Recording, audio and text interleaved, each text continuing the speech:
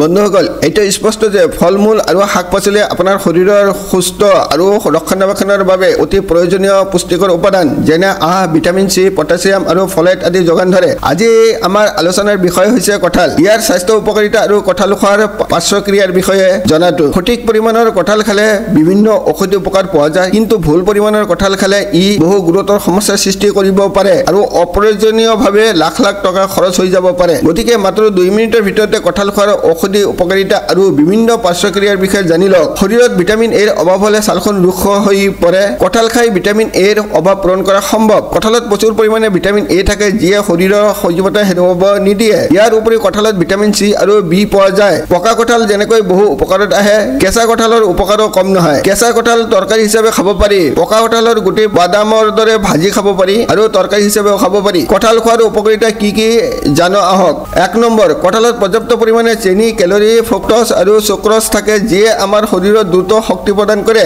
আনফালে কঁঠালত কলেষ্ট্ৰলৰ পৰিমাণ নাথাকে, যিটো আমাৰ শৰীৰৰ বাবে অতি উপকাৰী। সেইবাবে আমি এই ফলটোক অতি স্বাস্থ্যকৰ ফলৰ তালিকাত স্থান দিওঁ। 2 নম্বৰ, কঁঠাল ৰোগ প্ৰতিৰোধৰ ক্ষমতা বৃদ্ধি কৰে। কঁঠাল খালে আমাৰ ৰোগ প্ৰতিৰোধৰ ক্ষমতা বৃদ্ধি পাব পাৰে। এই ৰসাল কঁঠালে চৰ্দি আৰু জ্বৰৰ দৰে সাধাৰণ ৰোগ প্ৰতিৰোধ কৰে। সাধাৰণতে কঁঠালত এন্টিঅক্সিডেণ্ট ভিটামিন চিৰ এক উত্তম উৎস।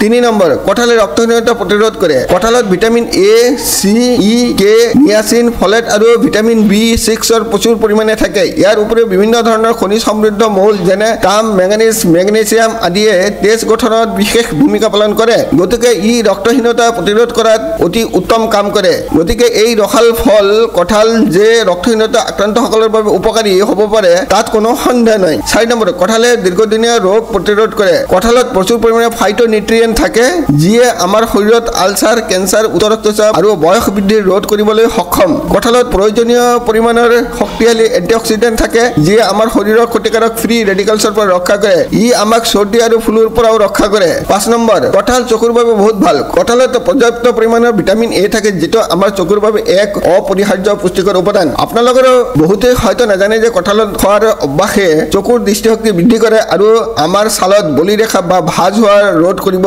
পাৰে। যিহেতু ৰসাল ফল কঁঠালত প্ৰচুৰ পৰিমাণে এন্টিঅক্সিডেণ্ট থাকে, সেয়েহে ই চকুৰ ৰেটিনাৰ ক্ষতি ৰোধ কৰিব পাৰে। 6 নম্বৰ, কঁঠাল হাড়বোৰ শক্তিশালী আৰু মজবুত কৰি তোলে। কঁঠালত পৰ্যাপ্ত পৰিমাণে কেলছিয়াম থাকে। ই অতিৰিক্ত কেলছিয়ামৰ বাবে ই হাড়ৰ গঠন মজবুত কৰি তোলে। 7 নম্বৰ, কঁঠাল অস্টিঅপৰেচিছ শক্তিশালী কৰে। হাড়ৰ ক্ষতিকাৰক ৰোগ প্ৰতিৰোধৰ ক্ষেত্ৰত অস্টিঅপৰেচিছৰ বিশেষ ভূমিকা থাকে। গতিকে হাড় শক্তিশালী কৰিবলৈ খাদ্যৰ তালিকাত কঁঠাল ফল থকাটো উচিত। কঁঠাল খোৱাৰ অসুবিধা বা তাৰ চাইড ইফেক্ট। কঁঠালত যথেষ্ট পটাছিয়াম থাকে, সেয়ে দীৰ্ঘদিনীয়া বৃক্কৰ ৰোগ বা তীব্ৰ বিকলতাত আক্ৰান্ত লোকৰ বাবে বেছিকৈ কঁঠাল খোৱাটো ক্ষতিকাৰক হ'ব পাৰে। অতিমাত্ৰা পটাছিয়াম খাদ্য গ্ৰহণ কৰিলে এনে লোকৰ হাইপাৰকেলেমিয়া হ'ব পাৰে। তেজত পটাছিয়াম জমা হোৱাটো হাইপাৰকেলেমিয়া নামৰ এটা অৱস্থা। কঁঠাল গাখীৰ বা কাৰ্বনেট পনীয়ৰ সৈতে খালেও ক্ষতিকাৰক হ'ব পাৰে। ইয়াৰ ফলত হজম শক্তি আৰু ছালৰ সমস্যা হ'ব পাৰে। কঁঠাল খোৱাৰ পিছত পানী খোৱাৰ পৰা বিৰত থাকিব লাগে, কাৰণ ইয়াৰ ফলত ডায়েৰিয়া হ'ব পাৰে। কঁঠালত পানীৰ পৰিমাণ বেছি হোৱাৰ বাবে মলত্যাগ মিশ্ৰণ কৰে।